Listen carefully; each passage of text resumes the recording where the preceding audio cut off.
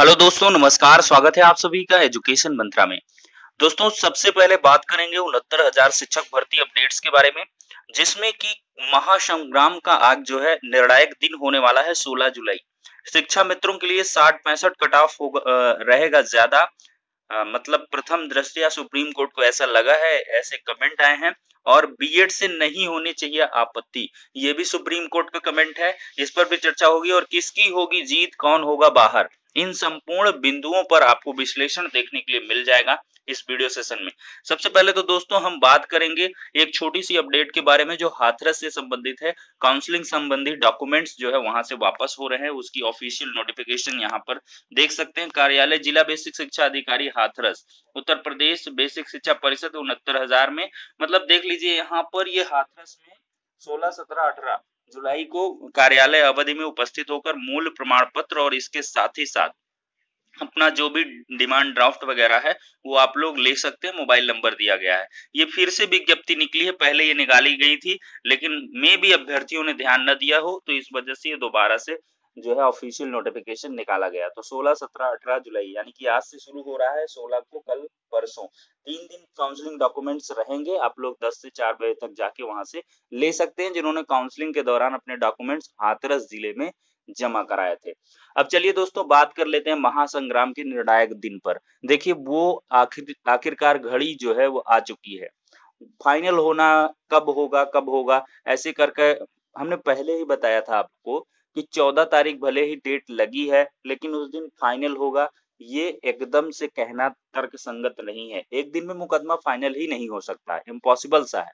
कोई भाई ये आंसर की का प्रकरण नहीं है कि जो है डिवीजन बेंच में अभी लंबित है, तो इस वजह से देखिए यहाँ पर बीएड मैटर पर जज साहब ने क्या कहा कि डिवीजन बेंच में अभी मामला फाइनलाइज नहीं हुआ, वहां पेंडेंसी में है, कोई नोटिस इशू नहीं हुई और फिर आप यहाँ पे कैसे चले आए बहस करने के लिए सुप्रीम कोर्ट में।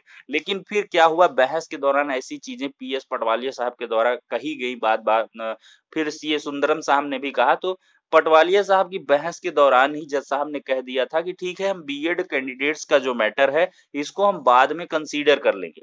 लेकिन इस दरमियान उन्होंने कमेंट किए हैं जो कि काफी अहम है। उन्होंने कहा कि हमें नहीं लगता कि बीएड कैंडिडेट्स के एंटर होने से किसी को आपत्ति होनी चाहिए। भाई उन्होंने काउंसलिंग प्रक्रिया में पार्टिसिपेट किए, प्रथम दृष्टया सबसे बड़ी बात तो एग्जाम में पार्टिसिपेट कर लिया, टीटी के नॉर्म्स में वो है ही। मूल शासनादेश की बात करें तो एनसीटीई के द्वारा समय समय पर जो अवधारित योग्यताएं हैं उनके आधार पर जो अभ्यर्थी होंगे उनको आवेदन हेतु पात्र माना जाएगा। तो उसमें एनसीटीई की गाइडलाइंस को अगर देखा जाए तो बीएड कैंडिडेट्स तो हैं ही और उन्होंने 6 जनवरी को एग्जाम भी दिया है। तो ये कुल मिला के सुप्रीम कोर्ट के तर्क रहे। पीएस पटवालिया साहब ने भले ही रेट्रोप्रोस्पेक्टिव अमेंडमेंट की बात कही लेकिन मूल शासनादेश में ही वर्णित ऐसे स्टेटमेंट को भी जो है फोकस में लाया गया जज साहब के द्वारा कि आप पहले नोटिफिकेशन में जो वर्णित है कि समय समय पर एनसीटीई द्वारा निर्धारित जो है योग्यताएं हैं उनको शामिल किया जाएगा। तो इस वजह से हमने जो है भी कहा है कि एट लास्ट जो है इसमें जो भी डिस्कशन होगा, फाइनल जो है रिजल्ट आएगा, उसमें बीएड कैंडिडेट्स को बाहर नहीं किया जा सकता। वो अब समय बीत चुका है। जी हाँ, एक बार मौका था कि गैजेट में ना आ पाता और इसके बाद एनसीटी इसमें संशोधन ना कर पाती, तब बीएड कैंडिडेट अवश्य बाहर होते। लेकिन अब जो स्थितियां हैं वो विपरीत हो चुकी हैं। जो बीएड विरोधी हैं उनके लिए है, क्योंकि यहाँ पर इस प्लेटफॉर्म में हमारा कोई विरोधी नहीं, हर एक हमारा खुद का एक परिवार का अंग है। तो उसमें ऐसी कोई बात नहीं, लेकिन बहुत सारे अभ्यर्थियों के द्वारा कहा जाता है कि आप फला के सपोर्टर हो या फला के दलाल हो। लेकिन यहाँ पर ये चीजें हैं कि जो भाई सुप्रीम कोर्ट में बहस हुई है उसके आधार पर यहाँ आपको ऑथेंटिक और रियल अपडेट ही प्रोवाइड की जाती है। वहीं पर देखिए शिक्षा मित्रों के लिए 60-65 कटाव को सुप्रीम कोर्ट ने प्रथम दृष्टया ज्यादा भी बताया है। इसकी पुष्टि दैनिक जागरण समाचार पत्र के माध्यम से भी की गई है। उस पर एक नजर डाल लेते हैं, देख लीजिए क्या कहा गया है। शिक्षा मित्रों के लिए 60-65% कट ऑफ काफी ज्यादा, सुप्रीम कोर्ट 69,000 शिक्षक भर्ती, बीएड उम्मीदवारों को भी किया जा सकता है शामिल। देखिए उत्तर प्रदेश में 69,000 सहायक शिक्षकों की भर्ती मामले में सुप्रीम कोर्ट ने बुधवार को कहा कि प्रथम दृष्टया प्राइमा फेसाई हमें भर्ती परीक्षा में शिक्षा मित्रों के लिए 60-65% कट ऑफ काफी ज्यादा लगता है। अभ्यर्थियों के एक समूह ने परीक्षा प्रक्रिया के दौरान कटाव बढ़ाने को चुनौती दी है। देखिए, कोर्ट ने यह भी कहा कि हमें नहीं लगता कि इस परीक्षा में बीएड छात्रों को शामिल करने पर कोई आपत्ति होनी चाहिए। यहाँ पर सुप्रीम कोर्ट का ये कमेंट काफी महत्वपूर्ण है।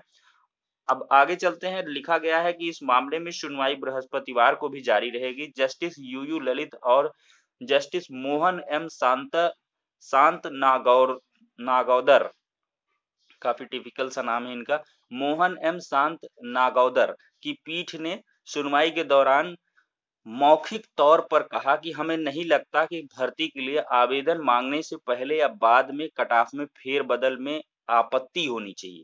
देखिए, यहाँ का कमेंट भी काफी महत्वपूर्ण है। दो प्रकार के यहाँ पर कमेंट हैं। पहला कहा गया कि शिक्षा मित्रों के लिए जो प्रथम दृष्टया कट ऑफ है हमें ज्यादा लगता है, और जज साहब ने ये भी कहा मौखिक तौर पर कि हमें नहीं लगता कि भर्ती के लिए आवेदन मांगने से पहले या बाद में कट ऑफ में फेरबदल में आपत्ति होनी चाहिए। यहाँ तो फेरबदल भाई हुआ ही नहीं है।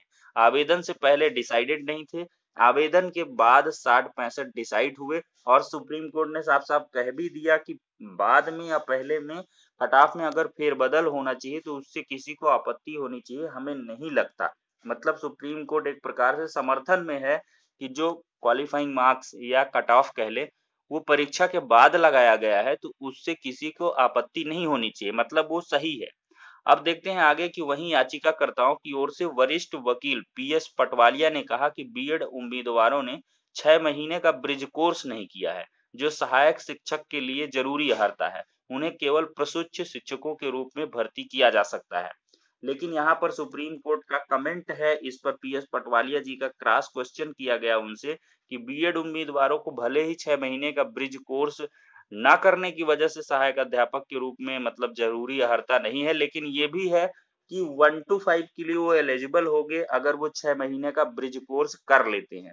और ये एनसीटीई की जो गाइडलाइंस हैं उसमें साफ साफ वर्णित भी है कि 6 महीने का ब्रिज कोर्स उन्हें 2 वर्ष की जो मतलब एज इफ असिस्टेंट टीचर के रूप में वर्किंग होगी उसके दरमियान ही करना होगा। तो वो लोग कर लेंगे, पास आउट कर लेंगे तो उनको बरकरार रखा जाएगा, अदरवाइज असिस्टेंट टीचर से उनको बाहर कर दिया जाएगा। तो इस पर भी फोकस किया गया है। और सबसे बड़ी बात, सुप्रीम कोर्ट ने ही कमेंट किया कि आपने एमएचआरडी और एनसीटीई को पार्टी ही नहीं बनाया है, तो आप किस बिहाफ पर बीएड के खिलाफ बहस कर रहे हैं? बिना इनको पार्टी बनाए कैसे बहस हो पाएगी? तो अवश्य ही कहीं ना कहीं एनसीटी और एमएचआरडी के पक्ष को बिना सुने हुए बीएड कैंडिडेट का जो मामला है वो फाइनलाइज नहीं होगा। और इसी पर जो है ललित साहब ने कहा कि इस बीएड प्रकरण पर हम जो सुनवाई है उसको बाद में करेंगे, लेकिन पहले क्वालिफाइंग मार्क्स यानी कि कट ऑफ मुद्दा और इसके बाद जो है मॉडिफिकेशन ऑफ ऑर्डर पर हम जो है बहस करवाएंगे। देखिए, हाई कोर्ट ने ठहराया था फैसले को सही। देखिए, भर्ती परीक्षा से संबंधित कई याचिकाएं दायर हैं। उत्तर प्रदेश प्राथमिक शिक्षा मित्र एसोसिएशन सहित अन्य ने इलाहाबाद हाई कोर्ट की लखनऊ पीठ के 6 मई के आदेश को चुनौती दी है। हाई कोर्ट ने बेसिक शिक्षा परिषद द्वारा सहायक अध्यापकों की भर्ती का कटाव बढ़ाने का निर्णय सही ठहराया था। साथ ही भर्ती प्रक्रिया 3 महीने में पूरी करने को कहा था। मामला क्या है कि सरकार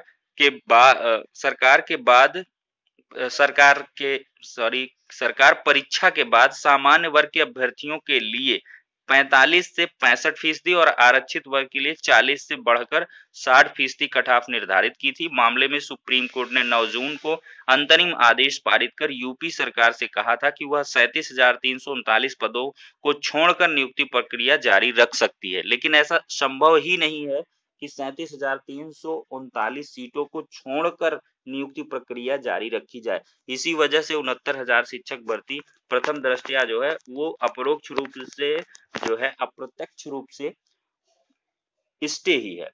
अब देखिए क्या है, ये पूरा कंप्लीट सिनारियो है। कुछ ऐसे पॉइंट्स होते हैं जो कि मतलब बहस के दौरान नहीं निकल के आ पाते हैं, तो यहाँ पर ये चीजें हैं। तो सुप्रीम कोर्ट ने एकदम से अवधारित नहीं कर दिया है कि 60-65 जो है काफी ज्यादा है शिक्षा मित्रों के लिए। दो तरफे कमेंट हैं। देखिए, यहाँ पर क्या है कि आर्गुमेंट्स के दौरान थोड़ा सा चेकअप किया जाता है। क्रॉस क्वेश्चन किए जाते हैं उसके आधार पर, ये नहीं कि जज साहब ने क्रॉस क्वेश्चन के दौरान जो चीजें कही हैं। अब सिंगल बेंच के जजमेंट की अगर बात करें 148 पन्नों का जजमेंट, वहां पर ये कहा जा रहा था कि 40-45 जो है हार गया, 60-65 की ही जीत होगी और कुछ ऐसे कमेंट आ रहे थे। लेकिन फिर क्या हुआ कि 148 पन्ने में 40-45 जीत के बाहर आया। और इसके बाद जैसे डिवीजन बेंच के ऑर्डर में शिक्षा मित्रों की जब बहस हो रही थी या बीएड कैंडिडेट्स का मामला सीरियस दिख रहा था, और फिर इसके बाद आदेश जब आया उससे इतर आपको देखने के लिए चीजें मिली।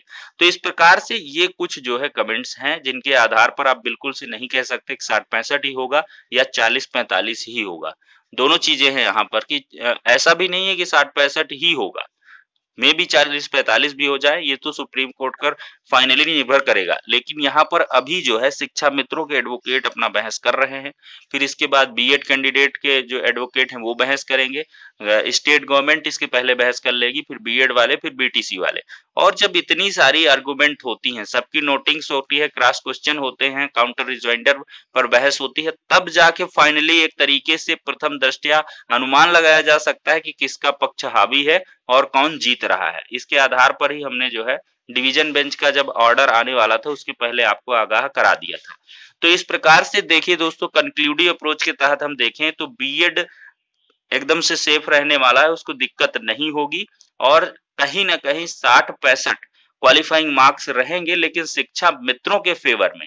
जज साहब क्या है कि पॉजिटिव एक जो है ऐसा अप्रोच करके कि भाई 1,37,000 पोस्ट से ये जो है बाहर हुए, फिर इसके बाद इनको मिनिमम जो एसेंशियल क्वालिफिकेशंस थी इनको एक्वायर नहीं करने की वजह से बाहर हुए, उसको एक्वायर करने के बाद भी इनको एग्जाम करवाया गया, तो मे भी 40-45 पास शिक्षा मित्रों का आंकड़ा भी मंगाया गया।